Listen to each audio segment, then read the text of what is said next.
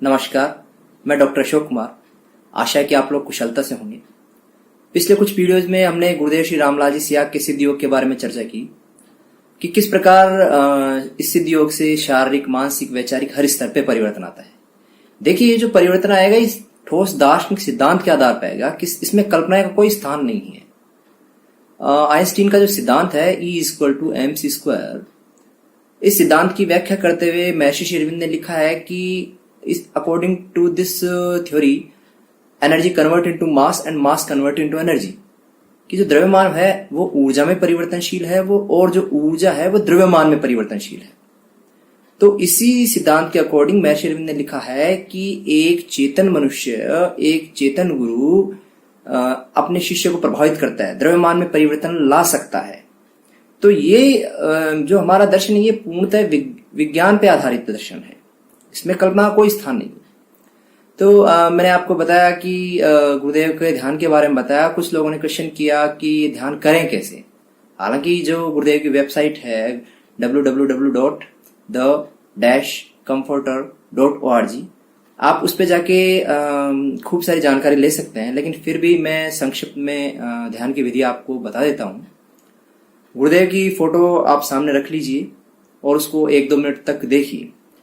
जब आपको तस्वीर याद हो जाए, जैसे कि हम हमारे घर वालों के बारे में सोचते हैं तो उनकी तस्वीर दिमाग में आ जाती है, बिल्कुल उसी तरह गुरुदेव की तस्वीर को आपको फिर मन से यहाँ बनाना है, जहाँ तिलक या बिंदी लगाते हैं, या फिर शंकर भगवान की तीसरी आंख होती है।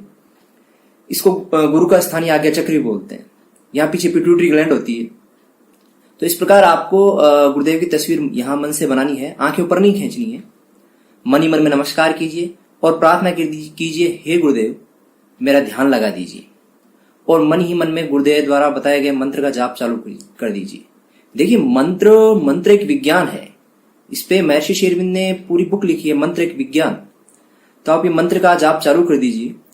तो ड्यूरिंग मेडिटेशन हो सकता है डे वेरी फर्स्ट ही आपको कई तरह की क्रियाएं हो सकता है आपका शरीर आगे की तरफ जाए, हो सकता है आपका शरीर पीछे की तरफ जाए, या कोई सर्कलिंग मूवमेंट हो, या किसी विशेष तरह का आसन, बंद मुद्रा, प्राणायाम हो। ये सारी क्रियाएं आपको आपकी बॉडी की रिक्वायरमेंट के अकॉर्डिंग, बॉडी की फिजियोलॉजी के अकॉर्डिंग स्वतः होंगी। अगर आपकी बॉडी को शीर्षासन की जरूरत है तो ध्यान की स्थिति में स्वतः शीर्षासन लगेगा, चाहे लाइफ में आपने कभी नहीं लगाया।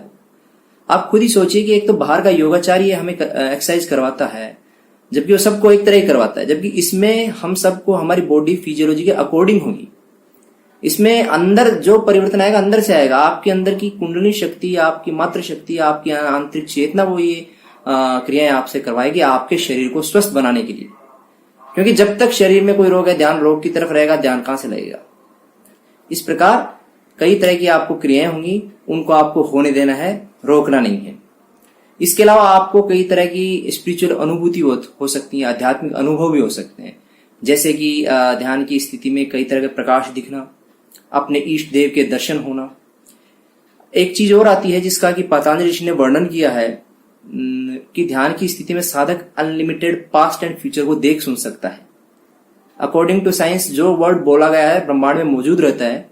अगर कोई प्रॉपर इंस्ट्रूमेंट हो तो उसको सुना जाना संभव है। भारतीय योग दर्शन तो ये कहता है ठीक है, जो बोला गया उसको बोलने वाला भी तो रहा होगा, उसको देखा सुना जाना संभव है। और जो घटनाएं पीछे की जो घटित है वो तो ठीक है, आगे की घटनाओं को देखे सुना जाना संभव है। इसको पतंजलि ऋषि ने प्रातिभ ज्ञान की संज्ञा दी है। तो आपको ध्यान की स्थिति में कई फ्यूचर की घटनाएं या पास्ट की घटनाएं दिख सकती हैं। आपको उनके बारे में ज्यादा परेशान होने की जरूरत नहीं है। हम जब 3 साल लगातार इंजीनियरिंग कॉलेज बीकानेर में ध्यान करवाया, तो दूसरी साल एक फैकल्टी मेंबर आए, उन्होंने कहा कि पूछा, सर मेरे को ये ध्यान की स्थिति में फ्यूचर की घटनाएं दिखती हैं, ये मेरे साथ क्या हो रहा है, कहीं कुछ गड़बड़ तो नहीं हो रहा।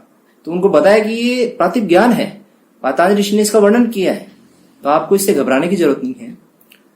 फिर इसके साथ ही क्या परिवर्तन है, इसके साथ ही आप में गीता में 3 प्रकार की वृत्तियां बताई गई हैं, तामसिक, राजसिक और सात्विक।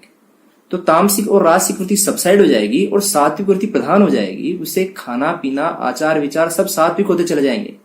चाहे कितना भी तगड़ा नशेड़ी हो, अगर वो इस मंत्र का जाप करेगा और सुबह शाम ध्यान करेगा तो नशा स्वतः छूटेगा। जो परिवर्तन आएगा अंदर से आएगा। इसके लिए गुरुदेव एक उदाहरण भी देते हैं अपने स्पीच में कि स्वामी विवेकानंद अमेरिका में कहीं स्पीच दे रहे थे, तो किसी ने खड़े होकर कहा कि महाराज लंबे चौड़े स्पीच दे रहे हो, आपका हमारा सौदा नहीं बैठेगा, क्योंकि आपके यहाँ तो शाकाहारी मांसाहारी ये पहला मत पचड़ा है और हम सारे शराब मीट खाने वाले लोग।